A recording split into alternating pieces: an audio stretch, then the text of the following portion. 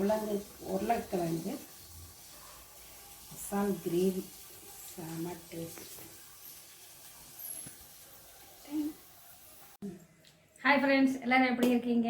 இன்றைக்கி என்ன நம்ம செய்ய போகிறோம்னா, மதியானத்துக்கு லஞ்சுக்கு நம்ம உருளைக்கிழங்கு குட்டி குட்டி உருளைக்கிழங்கு இதை வச்சு ஒரு மசால் பண்ணுறேன். இந்த உருளைக்கிழங்கு வச்சு ஒரு மசால் பண்ண போகிறோம். மசாலுக்கு பெரிய வெங்காயம்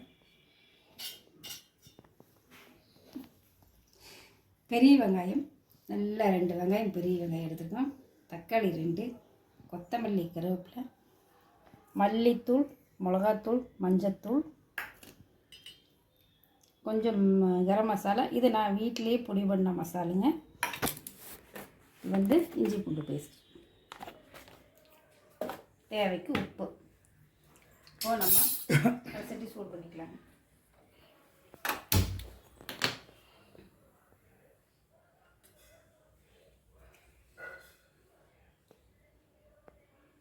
சூடாயிடும். சில்வர் தானே, சீக்கிரம் சூடாயிடும்.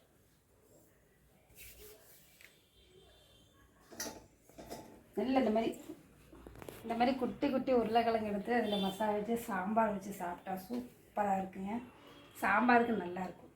அது தண்ணி சாம்பாராக இருக்குங்க. வெங்காய சாம்பார் இருக்குது இல்லைங்களா, இந்த வெங்காய சாம்பாருக்கு வச்சு சாப்பிட்டா இவ்வளோ டேஸ்ட்டாக இருக்கும். எண்ணெய் ஊற்றிக்கலாம்.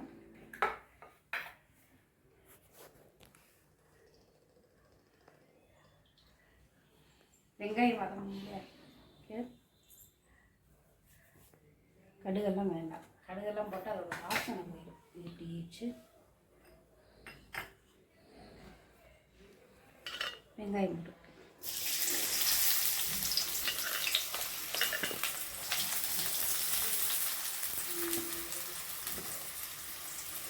நல்லா குட்டி குட்டியாக நறுக்கிடுங்க. வெங்காயம் ரொம்ப சின்ன சின்னதாக நறுக்குன்னா சீக்கிரம் வதங்கிடும். கருவேப்பிலை,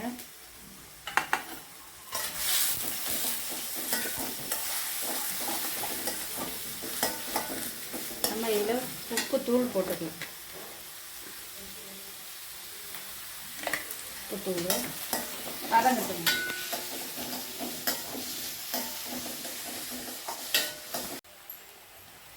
வெங்காயம் வதங்கிடுச்சு. இஞ்சி பூண்டு பேஸ்ட் 1 ஸ்பூனு,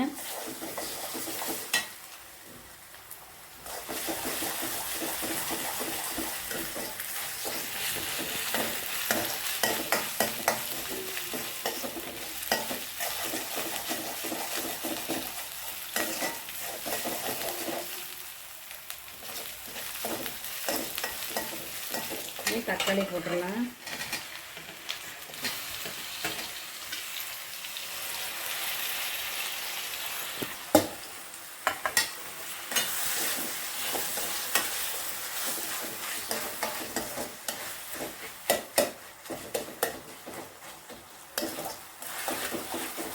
இந்த தக்காளி நல்லா வெந்து உடையிட்டுங்க. அப்போ தான் மசாலா வரும்.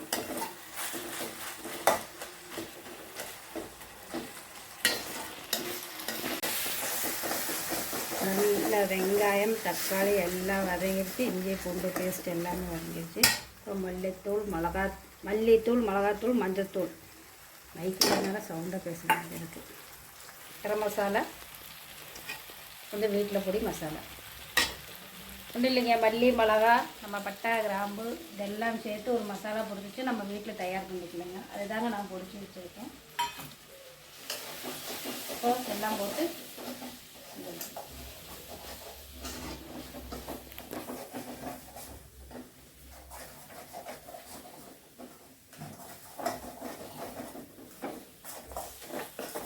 ரெடி ஆயிடுச்சு. இந்த மசாலா இது போட்டு உருளைக்கிழங்கையும் போட்டு இல்லாமல் கொஞ்சம் தண்ணி ஆட் பண்ணிக்கலாங்க. தண்ணி பிடிச்சிப்போம்.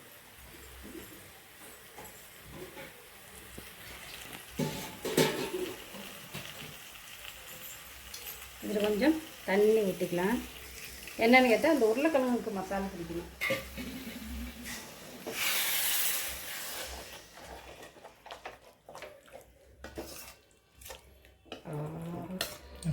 பரோட்டா மாதிரியே இருக்குது.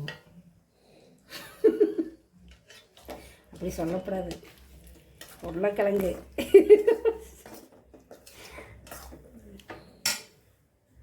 மன்னிச்சுடுங்கோ, நாங்கள் நான்வெஜ் எல்லாம் சாப்பிட மாட்டோம்.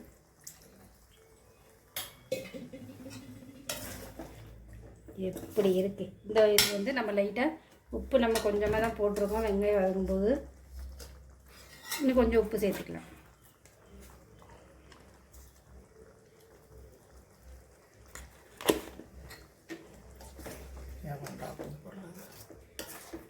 இது நல்லா சப்பாத்திக்கு சூப்பராக இருக்குங்க. இட்லி தோசைக்கெல்லாம் கொத்தமல்லி தழை போட்டுவிடுவோம்.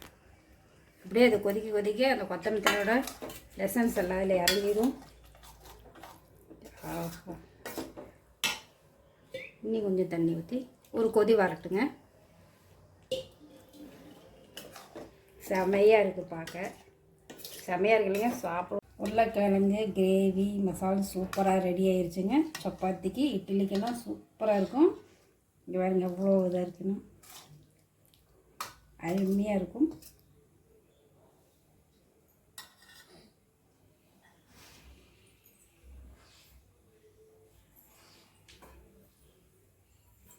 இப்போ நம்ம இதில் ஒரு டேஸ்ட்டு பார்த்துக்கலாங்க. உருளைக்கிழங்கு தான் எடுத்துக்கோங்க. வேறு இதில் நம்ம கொஞ்சமாக எடுத்து உங்களுக்கு காட்டுறதுக்காக நான் எடுத்துருக்கேங்க. இப்போ சூப்பராக கிரேவி ரெடி ஆயிடுச்சு.